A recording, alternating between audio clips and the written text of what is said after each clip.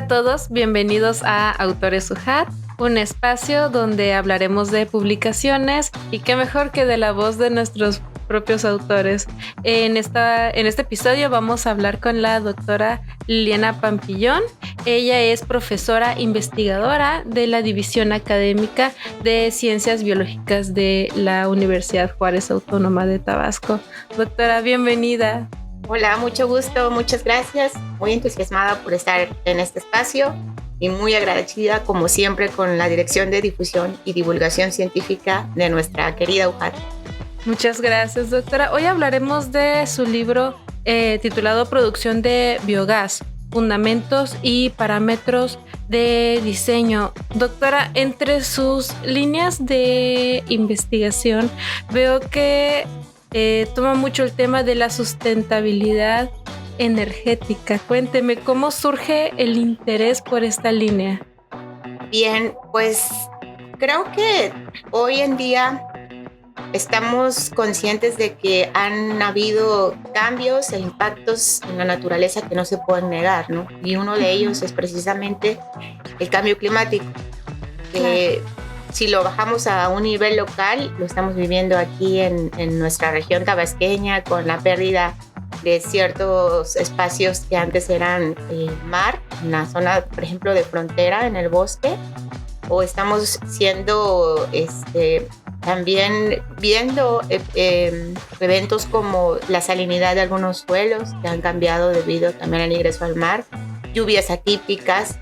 Y todos estos fenómenos no son fortuitos, son derivados del uso exacerbado de combustibles fósiles, que su producción bajo esquemas que no responden a la sustentabilidad. No queremos decir que esté mal o esté bien, simplemente sino hay que hacer un manejo, una producción, una transformación sustentable. Ahí es donde entra la sustentabilidad energética, ¿no? Puede haber producción de energía de manera sustentable que no ponga en riesgo el ambiente, que no ponga en riesgo a la sociedad y también que tenga un beneficio económico, ¿no?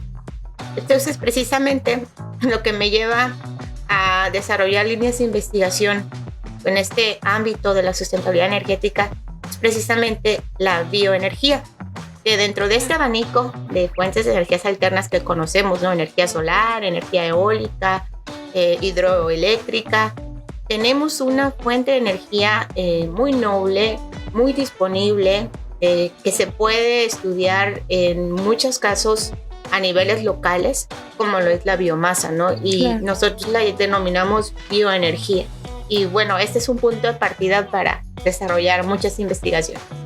Wow, doctora, me encanta ver lo mucho que le gusta este tema. Y bueno, he sabido que ha desempeñado usted diversos papeles, ha fungido como experto técnico, ha colaborado en diversos proyectos, ha brindado asesorías externas en proyectos financiados. Cuénteme, ¿qué fue lo que la motivó a comenzar en este mundo de la investigación?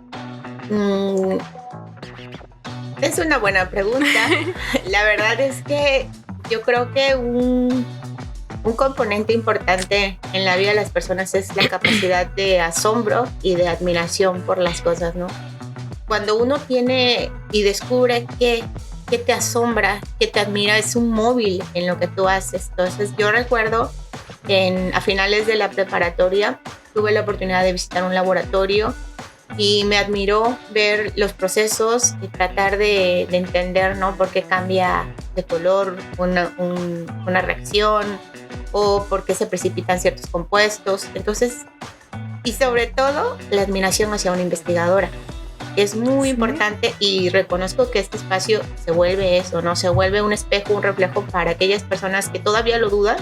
Oye, pero si ella estudió en la UJAT, y yo recuerdo que egresó de la carrera de Ingeniería Ambiental y ahorita tiene un doctorado, ¿no? Entonces vas conociendo personas que van desarrollando su vida profesional de manera que uno va siguiendo esos patrones, ¿no? Entonces yo tenía una muy buena maestra, tuve muy buenas maestras, tuve la oportunidad de irme de verano científico y eso fue lo que me invitó, ¿no? A desarrollarme en el ámbito de las ciencias. posteriormente, cómo llegué a ser asesor técnico, que me mencionabas.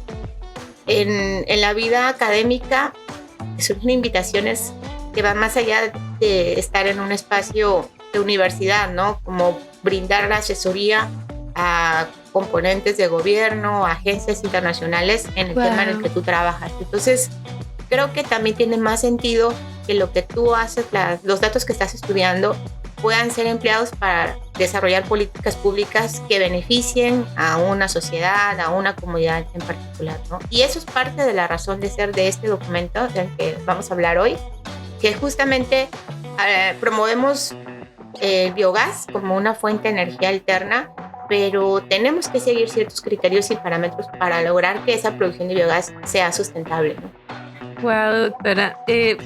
Y qué bueno que toca esta parte, porque justo le quiero preguntar lo siguiente: ¿qué la impulsó a escribir sobre este libro, el libro de producción de biogás?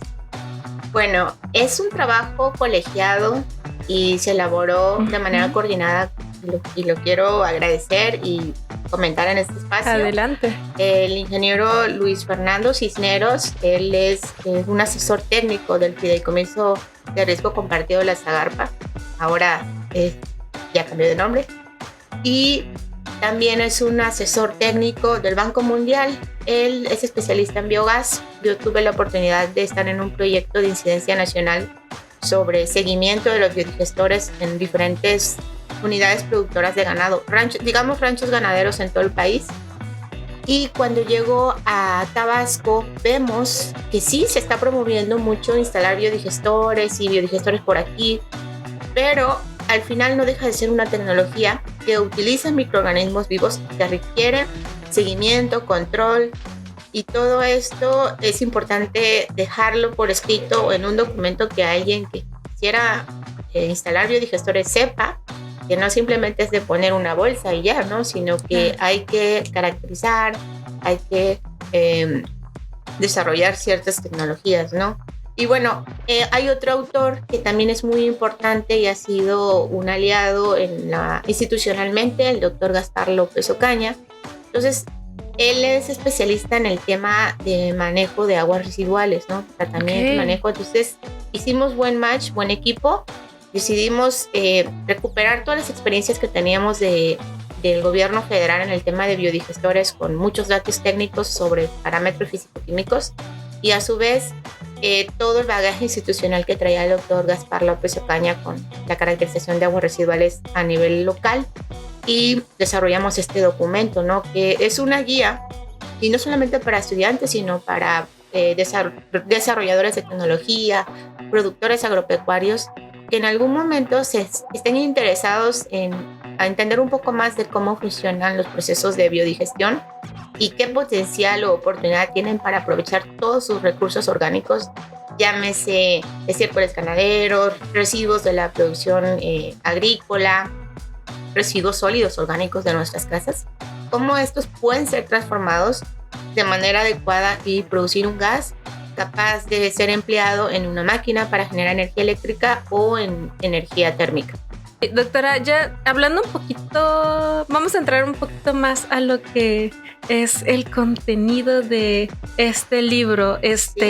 Vamos a tratar el tema del biogás, pero estamos de acuerdo de que antes de hablar del biogás tenemos que hablar sobre la biomasa, ya que pues la biomasa es el producto que va a provocar el surgimiento del biogás. ¿Estoy en lo correcto?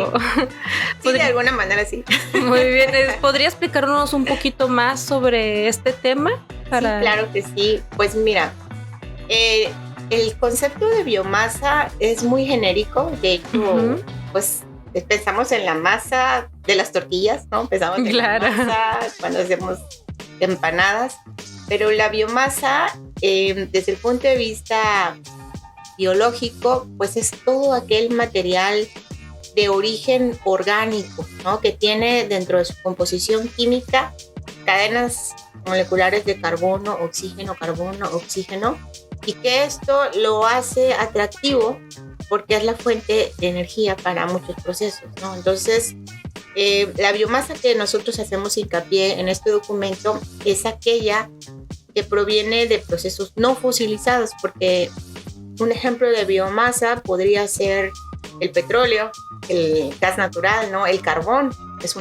Tienen cadenas de carbono-oxígeno. Sin embargo, su origen se remonta al proceso de fosilización cuando pasó la destrucción con el meteorito y se condensaron y se formó todo ese petróleo y ese gas natural. Es un proceso de fosilización que lleva millones de años. Y la biomasa que nosotros estamos trabajando es todo aquel material, por ejemplo, los alimentos que dejamos y que se descomponen o que se pueden degradar de manera biológica natural, es una fuente de biomasa. El estiércol ganadero que generan, y ganadería es todo, es vaca, es cerdo, es conejo, los pollos, es una fuente de biomasa, ¿no? La hojarasca que cae cuando hay el crecimiento de las plantas es una fuente de biomasa. Procesos agroindustriales, cuando se produce la caña de azúcar, que se tiene que llevar la caña y moler en la industria, es una fuente de biomasa también. Entonces tenemos biomasa de muchas formas, de primera, segunda y tercera generación.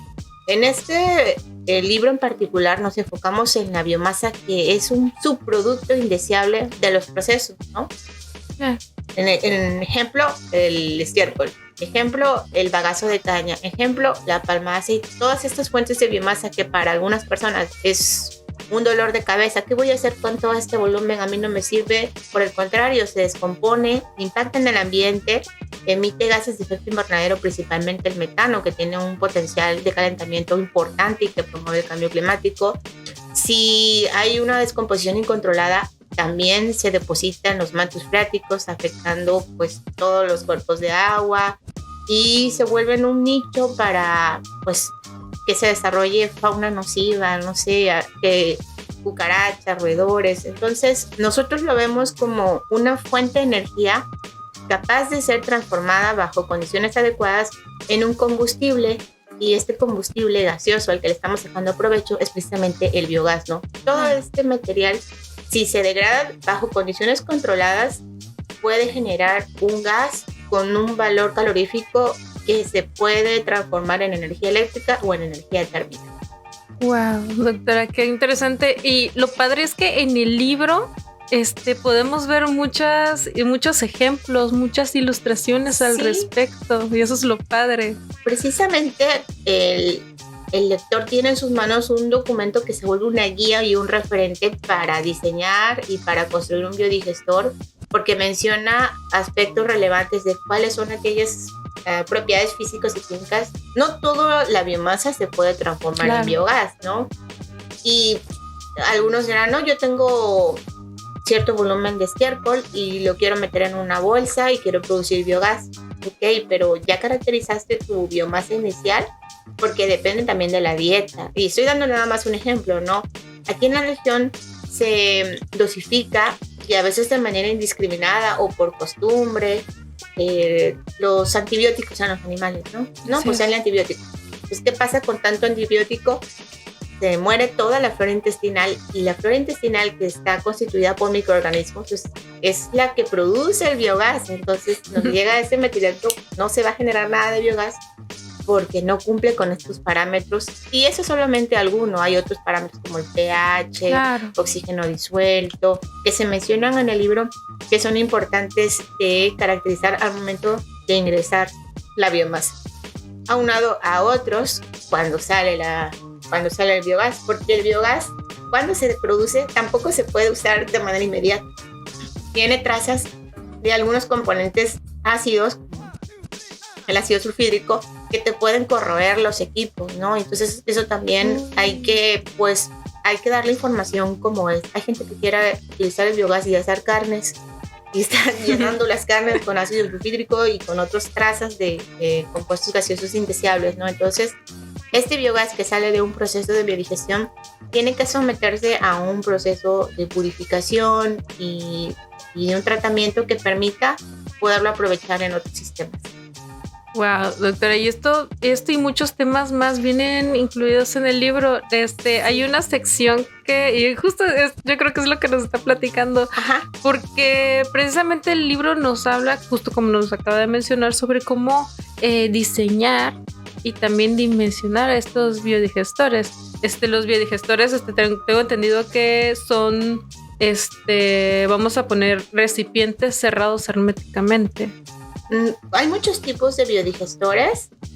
Por ejemplo, en el libro integra 8 bloques, ¿no? Okay. Los 2 primeros es hablar de los tipos de biomasa que hay, claro, y los aspectos físicos y químicos más importantes para ser seleccionada. No toda la biomasa se puede transformar en biogás, o quizás sí, pero implica mucho costo y mucha inversión de tiempo, claro, que es lo que uno no quiere meterle tanto. Y los siguientes 3 bloques se enfocan en qué tamaño o qué tipo de reactor voy a emplear. Depende también de la tasa volumétrica, si vas a usar un reactor tipo bolsa, que es un tipo de biodigestor, si vas a usar un reactor hermético totalmente cerrado, que puede ser con acero al carbón, o si vas a usar una planta de biogás tipo tubular. Entonces, en función de tu biomasa inicial, en función de las condiciones del terreno que tú tengas disponible, también de la inversión económica, claro, tú vas a optar por el tipo de tecnología. Entonces, cuando hablamos de un biodigestor, es solamente referirnos al sistema reactor en el que se lleva a cabo el proceso de transformación. Pero en este libro no le llamamos biodigestor por eso. Nos estamos enfocando en todo el sistema de producción de biogás. Desde que entra y se tiene que homogeneizar, pasa al reactor, posteriormente del reactor sale y se purifica, ¿no? Entonces, estos aspectos son imprescindibles al momento de diseñar y que lo pueden ustedes leer y documentarse en este libro, ¿no? Finalmente se cierra el libro con un tema de qué voy a hacer con estos subproductos, porque si bien el biogás es el componente más importante, el agua residual y los lodos también se pueden utilizar y aprovechar en otros procesos. Doctora, se me hace muy padre todo esto que nos ha platicado, sobre todo por cómo va este proceso. Hay una sección, regresando a los biodigestores, hay una sección que me llamó mucho la atención, que parte de lo que nos acaba de platicar, que para este proceso hay que enfocarnos en 3 puntos.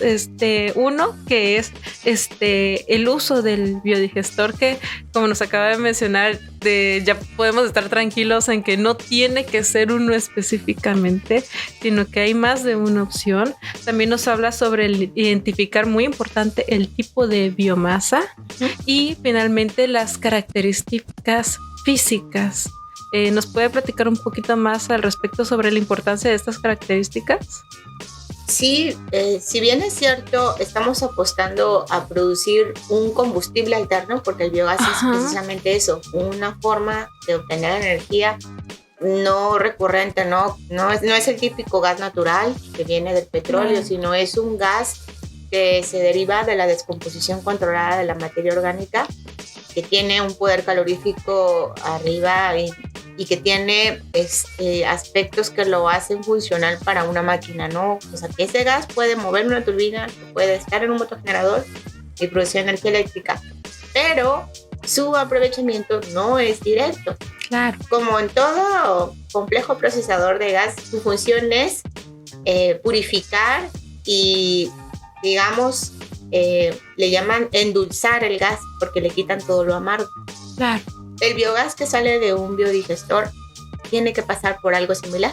Tiene que llevar un proceso de endulzamiento y de purificación que permita y asegura que se puede usar en un equipo y que no se va a dañar, o que su vida útil no se va a ver afectada, ¿no? Entonces, en el último apartado de este libro es precisamente donde le dedicamos un buen a presentar datos de mediciones de cuáles son esas características físicas y químicas que debe de tener el biogás a la salida del flujo, y también de otros subproductos como lo son los lodos, como lo son las aguas residuales. El biodigestor sí produce biogás, pero también después de cierto tiempo hay que remover los lodos en el interior. ¿Y qué hacemos con estos lodos, no? Y hay que tratar el agua residual que también se va quedando adentro, y con algunos análisis es importante valorizarla, no tiene trazas de nitrógeno o de fósforo, que en algunos casos puede servir para fertirriego. Claro. Y los lodos, en otras experiencias documentadas en el sector agropecuario, se les ha dado un tratamiento de composteo o se les ha aplicado lombriz californiana para producir un fertilizante orgánico, ¿no?, de mayor valor agregado. Wow, doctora. Y justo le quería preguntar, además de estos datos que nos está presentando a continuación, ¿qué otros resultados obtuvieron de esta investigación al hacer este libro? Bien, se generaron 2 artículos científicos sobre el potencial de biogás que hay en la entidad, porque bueno, estamos promocionando que usemos el biogás como una fuente de energía alterna. Y aquí en Tabasco, ¿cuál es el potencial, no? Entonces, con un estudiante de maestría, Oscar Silman, que precisamente ahorita está en Europa, por ahí se está desarrollando, sigue continuando con el tema de... ¡Qué genial! Sí, publicamos un artículo sobre, cuantificamos cuánta biomasa se genera en Tabasco, en dónde está ubicada desde el punto de vista del sector ganadero, y la cuantificamos considerando pues que hay una diversidad de población ganadera, o sea, hay animales en tete, animales que están dando carne y leche, entonces su peso y su producción de estiércol está en función de su actividad productiva, de su tamaño y también los sistemas de producción. O sea, sabemos que hay mucha biomasa ganadera. No obstante, gran parte de esta biomasa se encuentra dispersada en los ranchos, en miles de hectáreas, que no hacen viable o factible su recolección. Entonces eso es un factor limitante al momento de calcular el potencial, porque veíamos en un primer momento, wow, somos una de las 10 entidades que más tiene ganado a nivel nacional, entonces podemos poner biodigestores en todo Tabasco.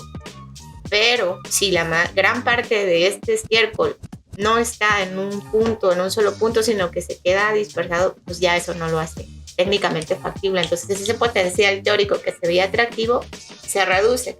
No quiere decir que no se pueda aprovechar, pueden haber otras alternativas, pero el potencial técnico sí es menor a pesar de que tenemos una gran cantidad, ¿no?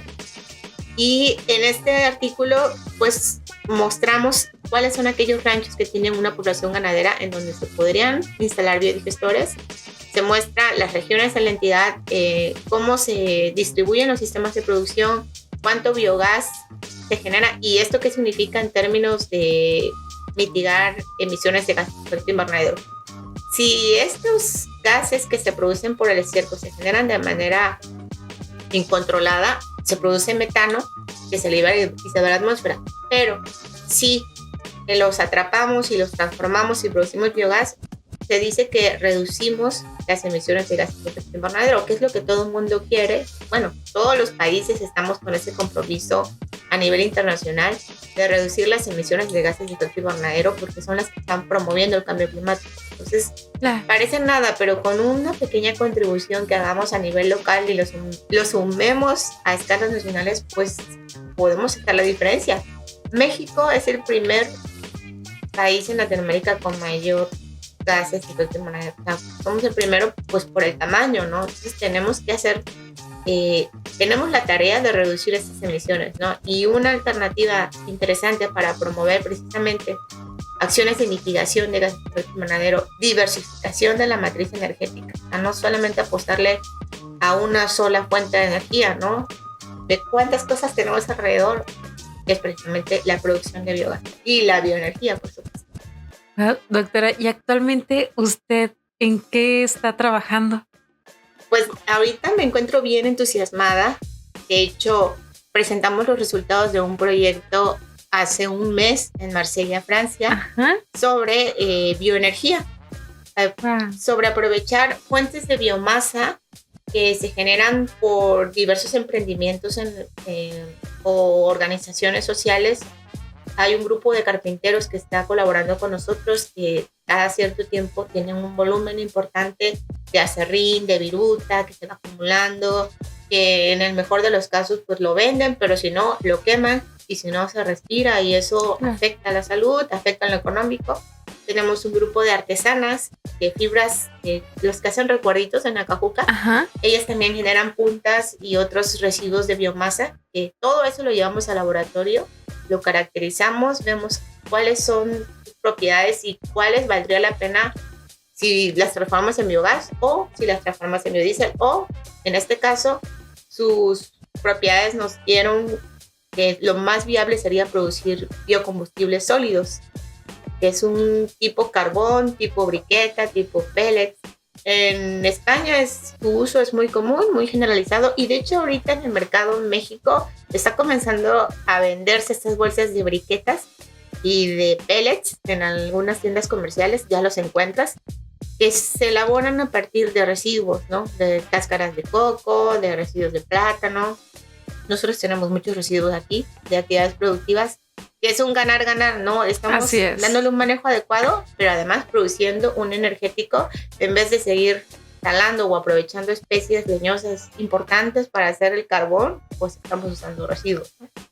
Y aquí en Tabasco, hay algo bien importante, o sea, se está usando mangle, que es una especie con un valor ecosistémico que no se puede desperdiciar, ¿no? Para producir o simplemente talarlo con otros fines. Tiene un especial valor como una fuente de protección ante la erosión costera, como un albergue para un millón de especies que viven en esta zona, y mucha gente por desconocimiento lo está extrayendo pues para fines comerciales o para hacer carbón, y hay otras especies que se pueden usar o promover, ¿no? Claro. O mejor aún, aprovechar la biomasa. Así Entonces, es. la biomasa residual. Wow, doctora, este libro se me hace un libro muy padre, muy ilustrativo. Espero que muy pronto podamos ver una segunda parte. Y aquí viene la siguiente pregunta. En cuanto a su experiencia en el proceso editorial, ¿cómo es que llegan a la editorial de publicaciones científicas? La verdad es que esta editorial ha tenido un cambio bien interesante. Hemos visto los contenidos en las redes sociales, hemos visto pues un gran trabajo detrás que invita y te invita, dices, oye, yo quisiera estar en esos podcasts, yo quiero... Pues, ¿por qué me voy a tocar puertas a otro espacio cuando en nuestra alma mater tenemos una buena área con gente preparada? Entonces, me ha gustado mucho el acompañamiento que nos han brindado y las facilidades, ¿no? Con toda esta ola de tecnologías de la información, la oportunidad de poder no solamente producir un libro, ¿no? Sino difundirlo, que es un must de los investigadores. Debemos de divulgar el conocimiento, si no, ¿para qué? O sea, para entre nosotros no tiene sentido.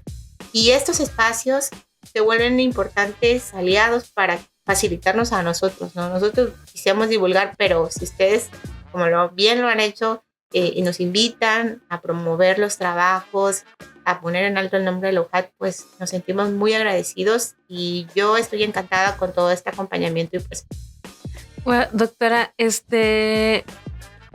¿podría compartirnos algunas palabras, un mensaje para las personas que desean hacer publicación, para que los profesores, investigadores, todas las personas que desean publicar, conozcan esa experiencia que es publicar con nosotros?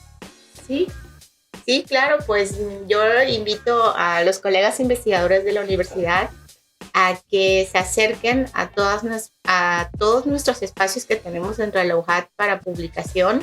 De verdad que es una buena asesoría, es un buen acompañamiento, es no dejar en el escritorio, en un cajón, todo este trabajo que estamos desarrollando en la investigación, sino llevarlo hacia toda la comunidad, no solamente académica, científica, sino a la sociedad en general. Entonces, sí, anímense, traigan su trabajo, su repertorio, sus experiencias, y vale la pena compartirlo. Doctora, este libro se me hizo muy padre, la verdad. Sé que Viendo las métricas, ha sido un libro que ha tenido una muy buena aceptación. Esperemos muy pronto ver una segunda parte, porque la verdad que uno se queda picado y se queda con ganas de saber un poquito más sobre el tema. La verdad es que le agradezco mucho que nos haya acompañado el día de hoy. Por su tiempo. Y pues bueno, muchas gracias también. Saludos a todos y seguimos con toda la disposición para venir cuando nos inviten. Muchas gracias, doctora. Gracias por estar aquí con nosotros y muchas gracias, público querido. Síganos en nuestras redes sociales. Estamos como Ciencia y Tecnología UJAT. Yo soy Ana Luisa Q y esto fue Autores UJAT.